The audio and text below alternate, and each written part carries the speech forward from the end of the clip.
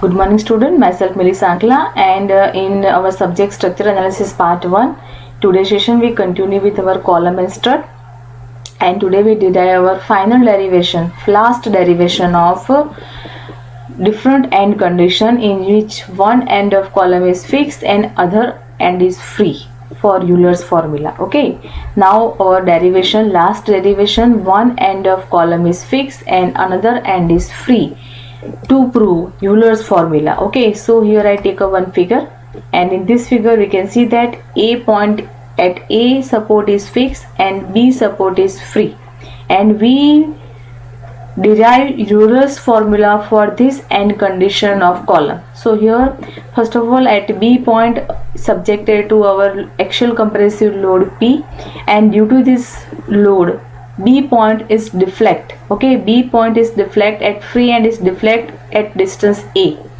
And to prove this derivation, we take section X.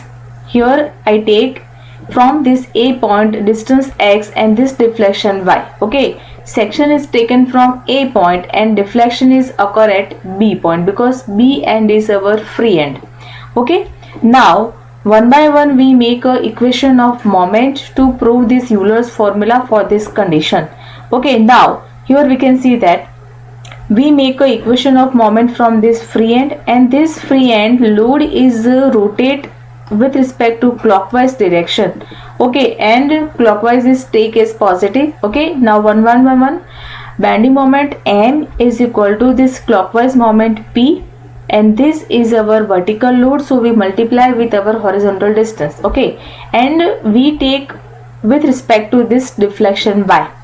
Now P into, okay, vertical load, so we multiply with horizontal distance. Okay, and we take a difference between this A minus Y because the point where we take a section, that is distance X, and distance X deflection is Y, and the load subjected at free end, and that point our deflection is A. So moment from this B point to the section that we take, distance is equal to difference between A minus Y. Clear? Okay, so M is equal to P into A minus Y. Okay, this is our horizontal distance and this is our vertical load. Now what is the equation of bending moment for our column? That is M is equal to EI d square by dx square.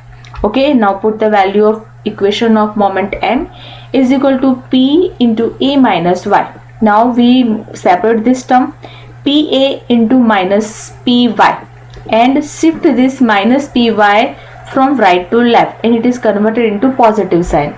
EI d square by dx square plus PY into PA. Clear?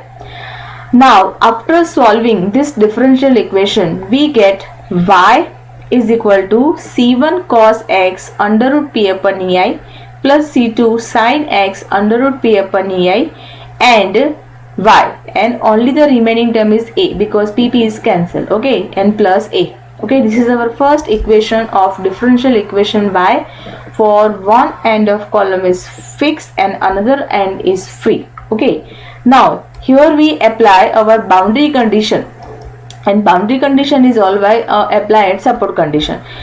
At A point, value of this X is 0 because it is our starting point, and that point our value of dy by dx is also 0, that is our slope, and deflection Y, okay, this is also 0 at A point. That means at A point three values are 0.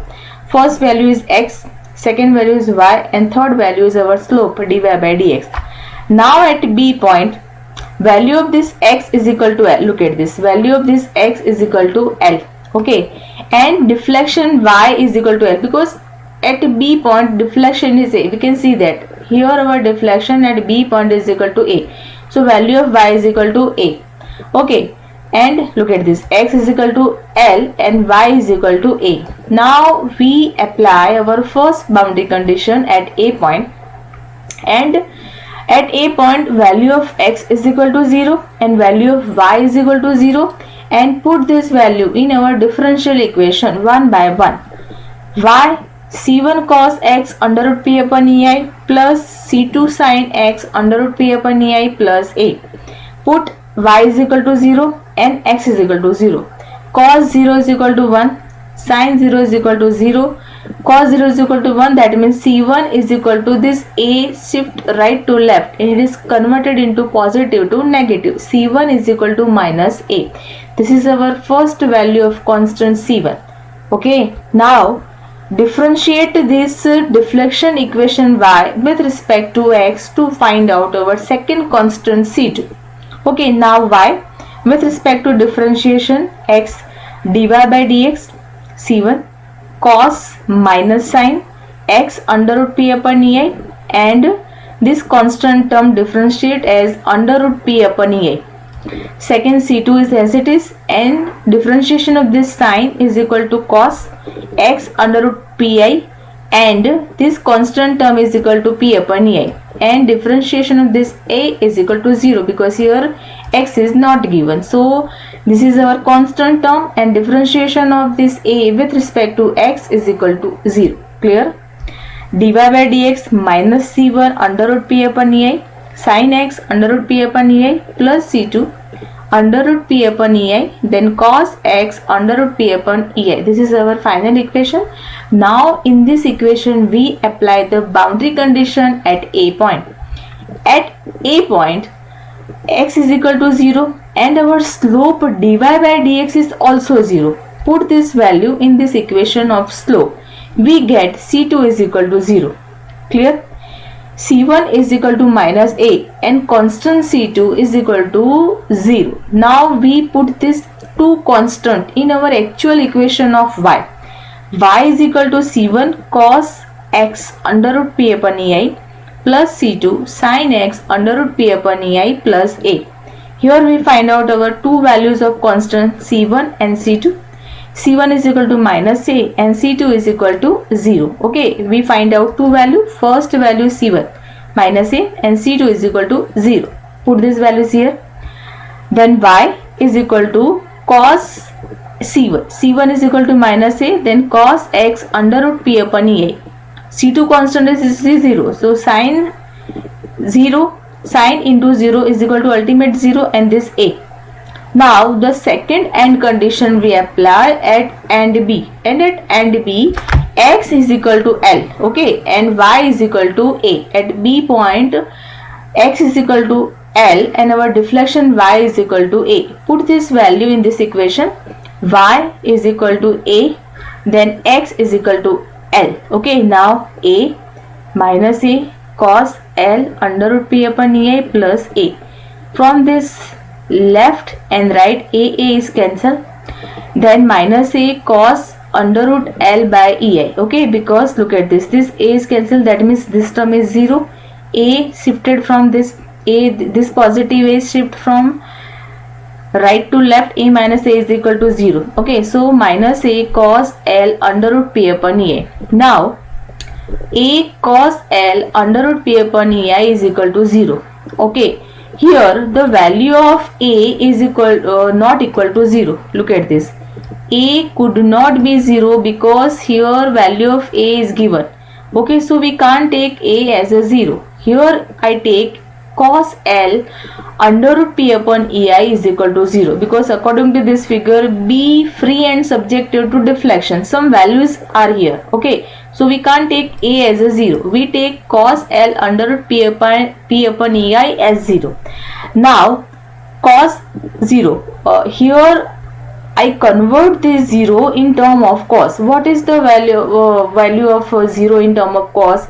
Cos pi by 2, that means cos 90 is equal to 0. Okay, pi by 2, 3 pi by 2 is equal to 0, 5 pi by 2 is equal to 0. Okay, for calculation here I take our first value, that is pi by 2. So L under root p by ei is equal to pi by 2.